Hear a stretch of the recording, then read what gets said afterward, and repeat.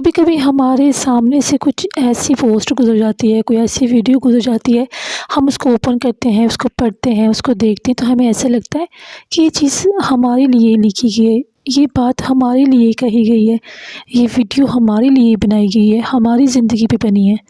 تو ایسا سب کے ساتھ ہی ہوتا ہے نا، کوئی ہوتا ہے نا کوئی آپ کی زندگی میں ایسا جو آپ کو اذیت دے رہا ہو، تکلیف دے رہا ہو، آپ کو اذیت دینے کا، آپ کو تکلیف دینے کا کوئی موقع نہیں چھوڑتا،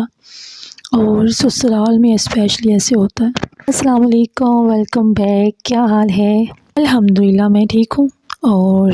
آج پھر ایک ویڈیو لے کر آئی ہوں آپ کے ساتھ۔ ایک لڑکی کی شادی ہوتی ہے نا، تو وہ بہت سے سپنے دیکھتی ہے، اس کو ان حالات کا بالکل بھی پتہ نہیں ہوتا جو اس کے ساتھ ہونے والے ہیں، یا اس میں سسرال میں جا کے اس کے ساتھ کیسا لوگوں کا رویہ ہوگا، وہ کیسے وہاں پہ سروائیو کرے گی۔ اللہ کی لاکھ شکر گزار ہوں گے نا،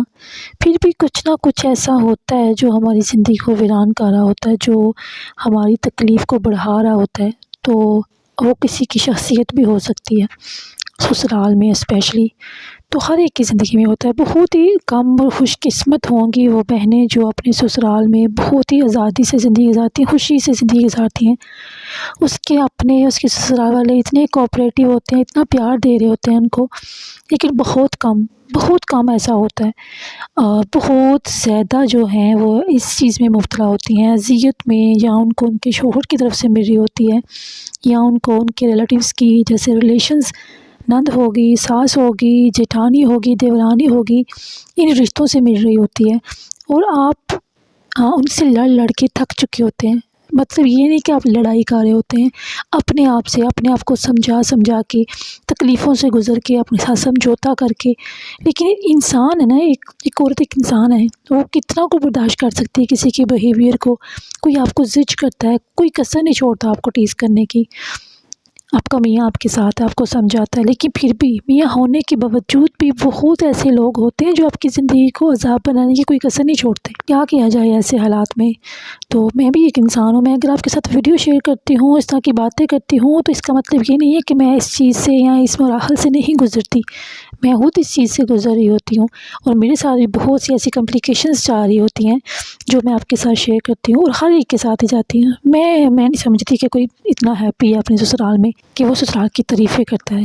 بہت کم لوگ ہوتے ہیں، بہت کم لوگ خوش قسمت بہنیں ہیں جو ہیپی ہیں ہر حال میں۔ لیکن انسان کی اندر کی بات بھی ہوتی ہے کہ انسان ایک کمپرومائز کر سکتا ہے، کتنا وہ اپنے آپ کے ساتھ لڑ سکتا ہے کہ نہیں تم ان چیزوں کو اگنور کرو۔ عورت ایک انسان ہوتی ہے، اور اس کے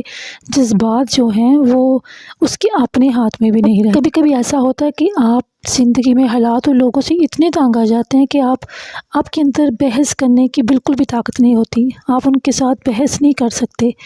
آپ یہ کہتے ہیں کہ آپ نے جیسے بولا میں ویسا ہی ہوں، آپ اپنے آپ کو غلط بھی کہنا شروع کر دیتے کہ ہاں جیسا آپ غلط کہہ رہے ہیں میں ویسا ہی ہوں، میں نے جرم کیا ہے۔ آپ اس سے بحث نہیں کرتے کہ نہیں میں اچھا ہوں، یا آپ کے اندر یہ چیزیں ہیں، میرے اندر یہ چیزیں ہیں،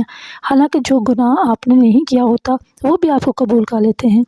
اس کی بھی سزا پانے کے لیے آپ تیار ہو جاتے ہیں، کیونکہ اس وقت آپ کے اندر وہ قوت نہیں رہتی اپنی صفائی دینے کے لیے۔ جو قوت ہوتی ہے وہ ختم ہو چکی ہوتی ہے اپنے آپ کے ساتھ لڑ کے، برداشت کر کے،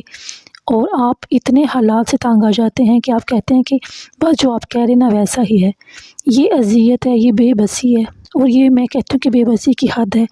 کہ آپ بے گناہ ہو کر بھی گھٹنے ٹیک دیتے ہیں، کیونکہ اذیت جو آپ کو لوگ دیتے ہیں نا، اس سے آپ اتنے ٹوٹ جاتے ہو کہ آپ کے اندر بحث کرنے کی طاقت نہیں رہتی، اور لوگ آپ کو زج کر رہے ہوتے ہیں، اور ایک وقت آتا ہے کہ آپ خود ان کے آگے ہاتھ جوڑ کے کہتے ہیں کہ میری جان چھوڑو، یا میں غلط ہوں۔ تو اگر ایسے لوگوں سے واسطہ پڑ جاتا ہے نا، تو کیا پھر کرنا ہے؟ ایک عورت جو ہوتی ہے اپنے بچوں کے لیے وہ سسرال میں رہ رہی ہوتی ہے، اپنے شوہر کے لیے، کہ کچھ ایسے لوگ ہوتے ہیں جو اس کی زندگی کو ہر ممکن کوشش تک اس کی زندگی کو ویران بنانے کی کوشش کرتے ہیں۔ تو میں ان لوگوں سے کہوں گی کہ کیا ان لوگوں کو موت نہیں یاد کہ انہوں نے مرنا ہے، یا ان کو یہ نہیں پتہ کہ جو وہ کر رہے ہیں ان کے فرشتے اس کو لکھی جا رہے ہیں، اور جب حساب ہوگا تو اس میں کوئی گڑبڑ نہیں ہوگی، کیونکہ فرشتوں کی ڈیوٹی ہے کہ وہ جو آپ کر رہے ہو اس کو وہ لکھے جا رہے ہیں، اور روز قیامت آپ کا جو ہے وہ حساب ہوگا، تب آپ کی غلطیوں کو جو آپ کے سامنے لایا جائے گا۔ تو کچھ ایسے لوگ جو ہے نا، تو اللہ تعالیٰ سے معافی مانگے لوگوں کی زندگی کو اجران نہ بنائیں، عذاب نہ بنائیں، کسی کو اتنی اذیت نہ دیں، کسی کو اتنی تکلیف نہ دیں کہ وہ آپ کی شکایت اللہ سے کرے۔ اور اللہ جو ہے نا وہ انسان کے دل کے بہت قریب ہے، وہ انسان کے امتحان میں بھی ڈالتا ہے، اور پھر ہم تکلیفوں کو سہتے سہتے اتنے مضبوط ہو جاتے ہیں یا کمزور پڑ جاتے ہیں۔ میں اس کو مضبوط نہیں، میں کہوں کہ اتنے کمزور ہو جاتے ہیں کہ ہم کسی سے بحث کرنے کے قابل بھی نہیں رہتے۔ ہم کہتے ہیں جو ہے وہی ہے، ہاں میں غلط ہوں،